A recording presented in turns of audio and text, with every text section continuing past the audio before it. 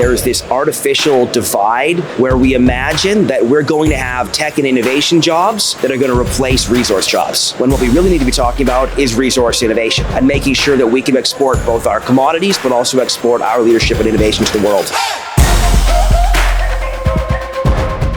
So what's your name and what do you do? Gavin Dew, MLA for Kelowna Mission and critic for jobs, economic development and innovation for the Conservative Party of BC. What does an MLA do? So an MLA does a few things. The first is that you represent a community. So when people have problems, when they have challenges, whether that be individuals or whether that be a whole community, they come to their MLA who's a member of the Legislative Assembly and helps them with the provincial government. But there's also the bigger picture piece that as an opposition, what we really are is a government in waiting. So our job is to examine what the government is doing, push them to do better, identify where government is failing, and to make sure that we're building out our own constructive platform for what we intend to do when we form a government. What are the key things that you're standing for right now? The main challenge we have in BC right now, which cuts across all industries, is that we've had 7 years with zero private sector job growth, while the size of government has grown by about a third. So everybody knows we need to have a really robust private sector economy to pay for all of the services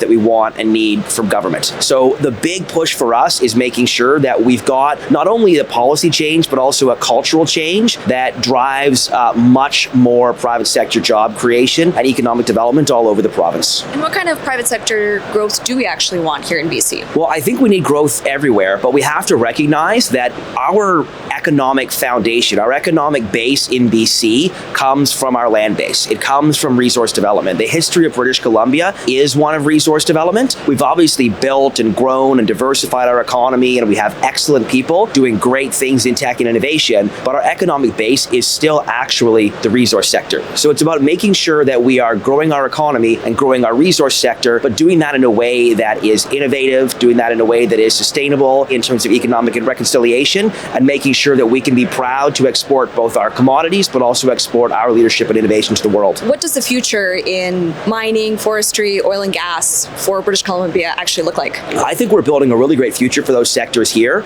I think that, what often happens is there's this artificial divide that we have in British Columbia where we imagine that we're going to have tech and innovation jobs that are going to replace resource jobs, when what we really need to be talking about is resource innovation, because so many fantastic, innovative companies in British Columbia are actually serving the resource sector, and a huge focus is on making sure that we're able to do resources responsibly, sustainably, with less environmental impact, with greater productivity, to be able to generate revenue that, again, pays for everything that we want here. Are the robots coming for the jobs of resource workers, or how do we figure that one out? One of the big challenges we actually have as an overall economy in Canada is what's called productivity. Productivity is usually measured in per capita GDP, and that basically means not just how much money are we generating as an economy, but how much money are we generating per individual, because we've been flatlined for almost 20 years in this country in terms of growing our per capita GDP. So tech and innovation, including AI, can help us to grow that productivity,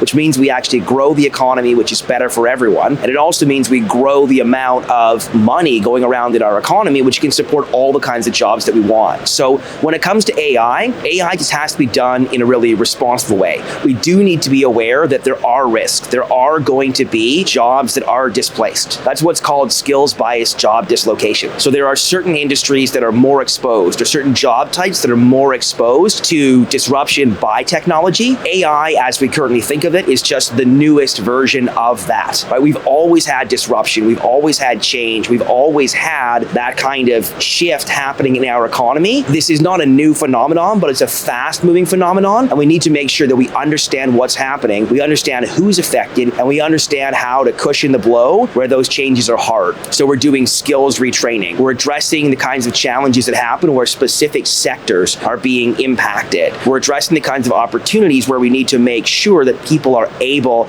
to transition from industries or job types that are going to be disrupted by AI into new opportunities. And overall, that's going to end up being a very, very positive force for people. It's going to create more opportunity, but we just have to make sure we actually understand what's happening happening and that we're looking out for people that are at risk of falling through the cracks. Is there one piece of advice you have for someone who's afraid that their job is going to be replaced? Make yourself irreplaceable. Make yourself innovative. Understand that as these technologies come into bear, we still are going to need people that understand how they work, that can navigate them, that can integrate them, that can understand how technology and people work together to grow the economy. So, I think if you are focused on understanding how things are evolving, there's always going to be opportunity for you.